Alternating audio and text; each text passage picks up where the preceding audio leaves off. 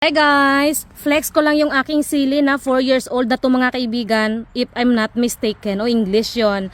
So yung sili na to mga kaibigan, kay every winter ay pinapasok ko siya sa loob ng bahay at naging parang bonsai sili slash decoration.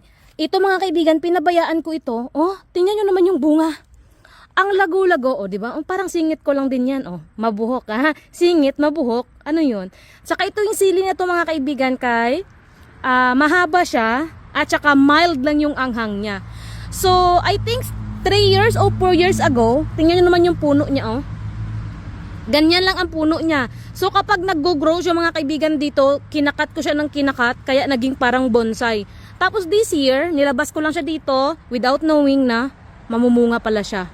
So nadidiligan lang po ito ng ulan at kung mamalas-malasin medyo natutuyuan pero ang dami niyang bunga. Yes, dito po sa Canada kapag gusto niyo pong magtanim or magkaroon ng mga matured na mga puno, of course itatanim niyo siya sa mga paso at the same time yung paso ipapasok niyo po sa loob ng bahay. At yes, may strategy po dyan para hindi po maagnas at hindi po matunaw ang inyong mga sili. Kapag ipapasok niyo po ang inyong pong mga pananim na nakalagay sa paso, lalong-lalo na kung ayan po ay nakatanim sa raised bed tapos ililipat nyo sa paso, dapat 1 month ahead pa lang nilipat nyo na sa paso. Kung may plano kayo na ipapasok sa loob ng bahay para mag-recover ang ugat niya dito mismo sa paso bago nyo ipapasok sa loob ng bahay.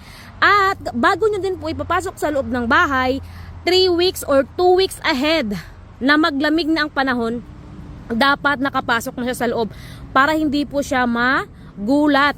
Kasi kapag nagugulat po siya, mamamatay po siya. Dahan-dahan makikita nyo ay natutunaw. Ang dami niyang mga bunga. So yun lang. So actually dati meron ako mga talong, sili, pero mas kinip ko yung sili. Kasi nga po ang talong ay nagkukos talaga siya ng aphids.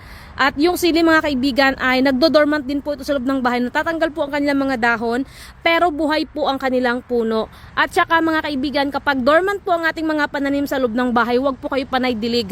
Magdidilig lang po kayo 1 times or twice a month lang. Hindi po pwedeng everyday kay nako matutunaw ang mga ugat, mamamatay ang mga pananim. Ganon din dito sa mga tanim ko sa aking mga ito pala yung fig ng aking biyanan na dito ko yan pinapasok sa loob ng bahay namin kasi medyo mayroong space kasi kanya iniiwanan niya lang sa garahe niya. Tapos andito naman yung aking mandarin, tapos yung orange ko mga kaibigan, from seeds po yan ako ang nag-start. Ito yan, ang laki na. So ayan naman po ay 6 years old na. Kita nyo naman yung puno niya, ayun, laki na ng puno. Tapos ito yung binigay sa akin ni biyanan na